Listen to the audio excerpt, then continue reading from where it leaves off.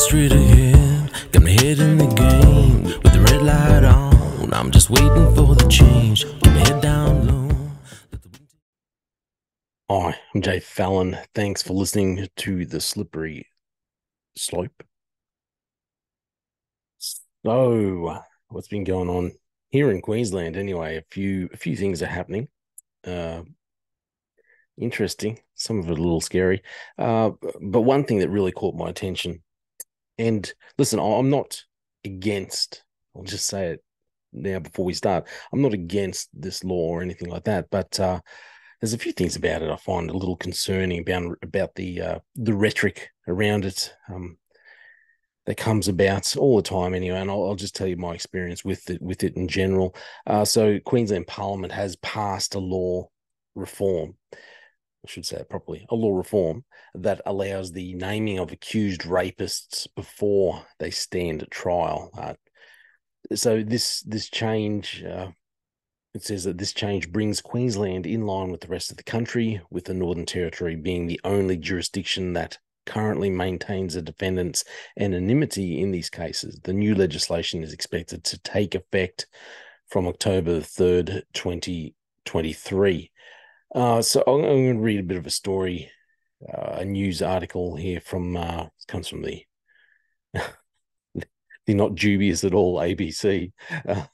Anyway, and we'll just go through a few things. And I want to tell you a bit about my own experience with a couple of jobs while I was in the police that around sexual accusation charges, sexual accusations. Can't talk properly today.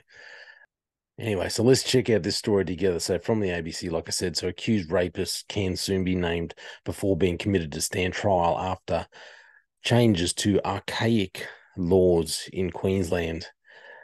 It says that adults charged with rape and other sexual offences in Queensland can soon be publicly named before they are committed to stand trial after new laws passed Parliament.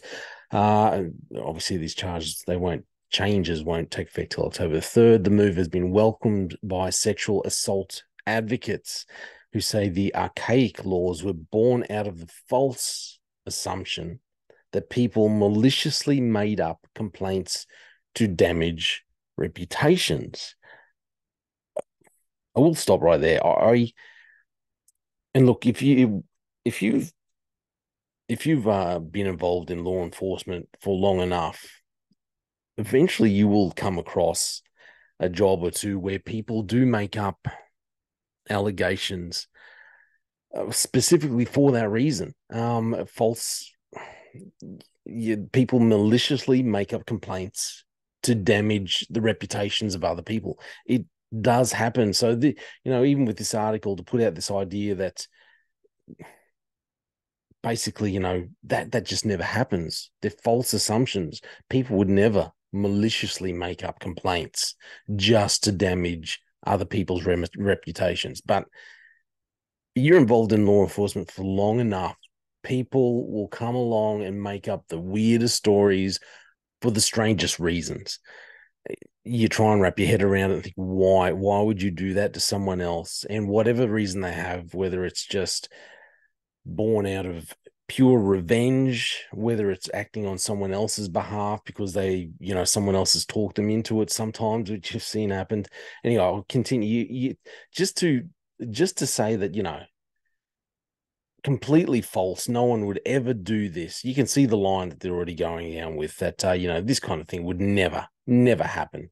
Like I said, my experience, yeah, unfortunately, it does happen.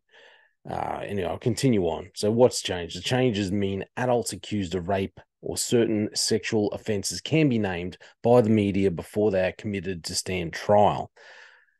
It brings Queensland into line with the rest of the country. The sexual offences include rape, attempt to commit rape, assault with intent to commit rape, and sexual assault.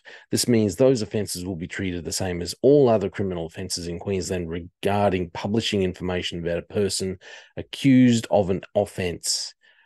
It says why it is important. Women's Legal Service CEO Nadia Bromley said the changes were significant because it meant victims of sexual violence will be treated equally in the justice system.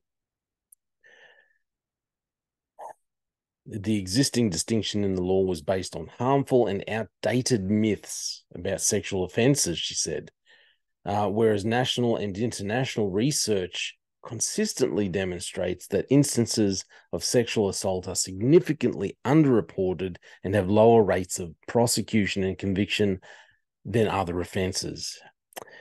Now, this wording here is really, this is where I start to take umbrage with. It's these outdated myths that people make up false complaints, or the complaints are easily made. And if there's one thing that victim survivors of sexual assault can tell us, is that the process is anything but easy. Now, here she is, Yvette Darth. Anyway, speaking in Parliament, Attorney General Yvette Darth. Got no idea how she made Attorney General. Actually, I do, because they like to promote the people who are very underqualified in our Queensland Parliament, Queensland government.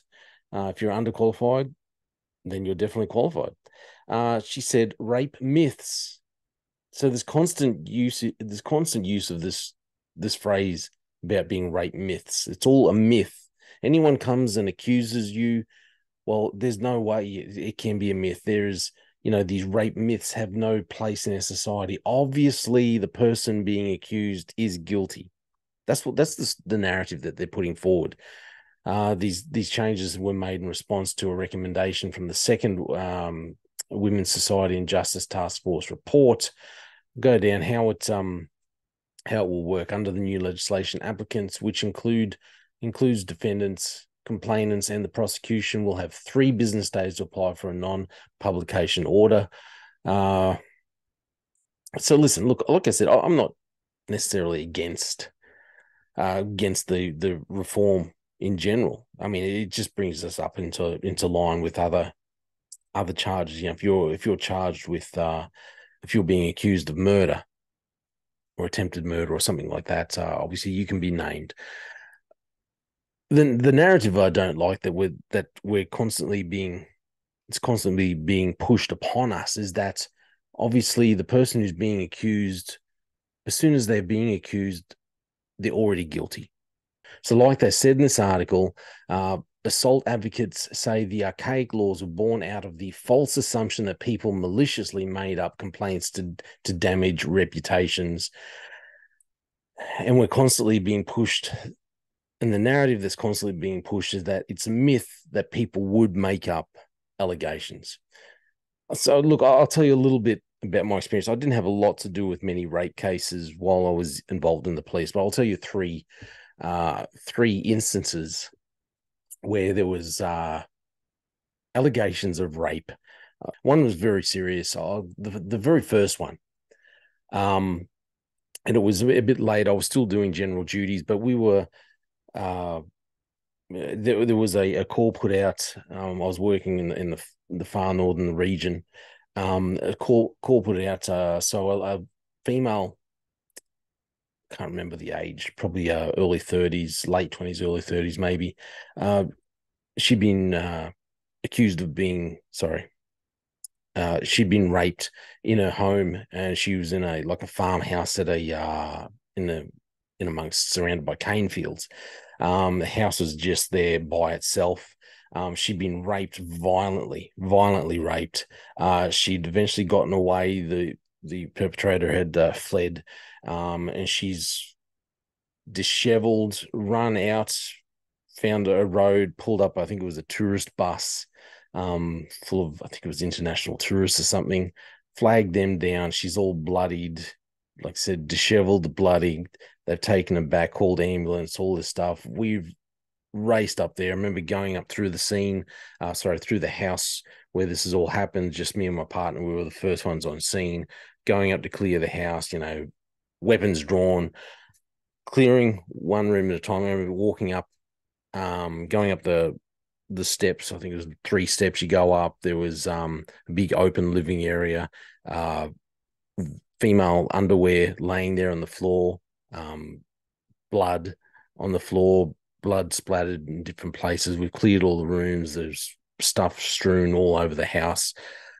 Um, Cleared that, gone on, moved on to another area, found out who this guy was, moved on, and eventually we've caught him. A couple of things have happened in the meantime. Detectives were there getting statements. Back at they were somewhere else at the hospital. I think getting statements, finding out what happened. They've called us, said this is what happened. Hey, we need to find this guy.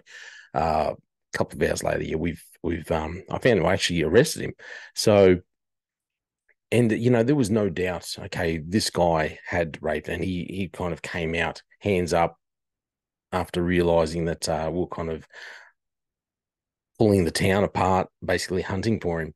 And it was only a small place, and he's kind of come out hands in the air in the middle of the street. It's very tempting but just, yep, okay, arrested him, took him in. That was all good. So that was the first actual rape. Now, the very first job that I'd ever come to, I was very new in my policing career. I remember we were out doing nights. I think I was in Cairns, and I think it was like maybe 1, 2 in the morning. And there was this call comes out on the radio. There was a sexual assault. I think the words were used that a woman was being raped right now. A rape was in progress. It was just out of the city centre, not far away. I think it was a Friday or maybe a Saturday night. I think it was about 1 or 2 in the morning. Everyone is just going to the scene. I remember we were about second, maybe third car vehicle on the scene. My partner and I can't remember who I was with.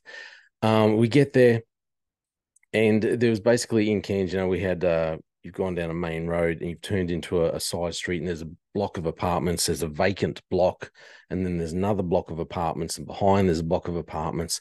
Anyway, I've gotten out, freaking all pumped up. Yeah, where are we going? We're getting this fella. And the officers, another senior officer is coming back. I think it was actually the DDO who was the first one on scene. DDO is the district duty officer. So it's a senior sergeant. I think generally that's the DDO. I think it ended up that he was the first one on scene. Now, we get there and I'm all pumped, like, yeah, hunting someone. What are we doing? And I'm like, what's everyone doing? Everyone's kind of like sheepishly walking back towards cars and like mumbling, kind of giggling, what the heck's going on? So in the end, what had happened was this young girl, when I say young, she's old enough to go nightclubbing. She's gone out for the evening. If you don't know Cairns is a very touristy town. A lot of tourists go there. A lot of backpackers go there. She's gone nightclubbing. She's met up with a young, I think he was a Brazilian guy. Things have gotten very amicable, very amorous between the couple. They've decided to go back to her place from the nightclub, walk back to her place. Along the way, things have gone were going very well, I suppose you could say, for them. And one thing led to another. They couldn't hold down their passions and decided to become amorous in the vacant lot. Apparently, things were so noisy that the neighbors in the surrounding buildings thought that this young lass was being raped. Called it in as, yes, young girl is down there in the vacant block being raped. So, like I said, all officers, hands on deck, going because we're going to prevent this crime from happening and arrest a very bad dude. Senior officer walks back and sheepishly tells everyone the story about, no, things have just gone down, and they just apparently couldn't wait to get back to the girl's house. And the young girl was extremely embarrassed, and then they quietly walked back to their apartment, which they should have done in the first place. Now, I remember at that time thinking it's probably good that the senior officer got to this job first, because all I could imagine was a couple of really young coppers, a couple of young blokes getting out of their car, weapons drawn, maybe, running through the vacant block, weapons drawn in the Sewell position, armed police, Old mate turns around, hands in the air. What's going on? Things get mistaken. Someone gets shot. I'm sitting there thinking, man, that could have gone so many bad directions. Probably lucky that the senior officer was the first one on scene, maybe a bit more level headed and just not like me and just wants to run out and like, yep, we're hunting someone. Let's go. Thought, okay. So it was interesting. Anyway, that kind of played in my mind for a bit. Thought, well, that could have turned out very differently. The third one, now I wasn't really involved in this. I was just involved in discussions about it. I was working in another area up in the far north. And I remember the detectives connected with this area had been very quiet for a couple of days, and I thought that was a bit strange because normally everything's a lot of banter going on, and we mix in with jobs and this kind of thing. Anyway, I've gone into the office and we're talking about what happened. They said, told me, pull me in, just tell me, oh, this is what's been going on. So this young girl's gone out nightclubbing again, gone out nightclubbing. So she's got a boyfriend. She's gone out with I can't remember if it was by herself or with some girlfriends, gone out to a club, decided to go out without the boyfriend. She's met up with someone else, hooked up with someone else at this nightclub. But basically, long story short, she's ended up sleeping with this guy, or having sex with this guy. The next day, girlfriend and boyfriend, he's asked her what's going on, what'd she do, where'd she go, why was she home so late, and all this stuff. Out of all her guilt, she the guilt that she feels because she's slept with this other guy, she's told the boyfriend that she's been raped. Now, look, hats off to this bloke. Instead of just firing up and saying, well, I'm going to kill this fella, I'm not sure if they knew him or whatever had happened, he's insisted, well, you've been raped. We have to take this to the police. So he's like, yep, we're going to the police. And just basically just made sure she's gotten in the car. We're going to the police. We're reporting this. So she's come to the police. She's reported all this. Detectives have taken all this. They've interviewed her, gotten her statements, everything. Yep, she's been raped. Do everything like that, all the testing, everything that has to be done. Then they've gone around to see the young chap who's been accused of this rape. He's utterly denied everything. Obviously, everything was on the up and up. This was consensual. This is what his story is. Met at the club, whatever. I can't remember. I think they might have known each other vaguely. Met at this club. Everything was consensual. She wanted to do this. So this is kind of, I remember the detective said they thought from the start that there was something very weird about this girl's story. It didn't add up. It just didn't add up. Okay. So this has gone on for about a week. They've continued investigating, try to get different statements from people and find out what's happened. Obviously, there's other statements saying, everything seemed very friendly at the nightclub and all this kind of thing. So it was a bit strange that now she'd been raped and all this. But so eventually a week goes by and the guilt has gotten to this female, this young lady, and throughout some questioning, she's come clean and said no, made up the story, just felt guilty, didn't want to admit to my boyfriend that I'd actually just cheated on him and slept with someone else. Again, always stuck in my mind thinking, because I was generally of the opinion that someone comes and accuses and says, hey, I've been raped. Well, I probably had a bit of a closed mind about it. Thought, well, you've been raped. I can honestly say I would never have questioned very much the legitimacy of that accusation. And what, like I said, I'm not against this new law where they say where they want to name these people. What I think is a bad road for us to go down is the sensationalism that's being spouted off here, like with this women's legal service CEO saying that it meant that the existing distinction in the law is based on harmful and outdated myths about sexual assault. That it's all myth, and in Yvette Darth coming out in Parliament saying rape myths had no place in our society. As unfortunate as it is, people make false accusations, women and men. You have to face the fact. Like I said, I'm not against if someone's being charged with something. I'm not particularly against it. But can we get rid of this narrative where we're just automatically assuming that because someone's made an accusation, especially if a female has made an accusation, they are automatically 100% true. And the man definitely guilty before it's even gone to trial. This is the narrative that we're constantly told. They have to be. The woman's made a statement. This must be true. And the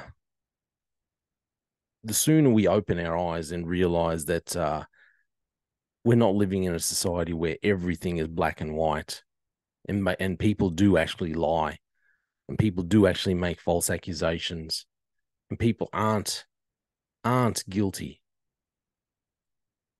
just because someone has come out and said they are, well, then the better off we'll be. Anyway, that's just my opinion. Let me know what you think. Thanks for listening to The Slippery Slope. They just fuel a desire that will take me higher. I'm on fire because nothing's gonna bring me down. Nothing's gonna bring me down. Nothing's gonna stop me now. No more deals to be done. No more selling out my soul just to focus on the goal. Nothing's gonna stop me now. Nothing's gonna hold me down. Got my eye on the prize. Gonna set on the clouds and tears outside. Nothing's gonna bring me down. Nothing's gonna stop me now. No more deals to be done. No more selling out my soul just to focus on the goal. Nothing's gonna stop me now. Nothing's gonna hold me down. Got my eye on the prize. Gonna set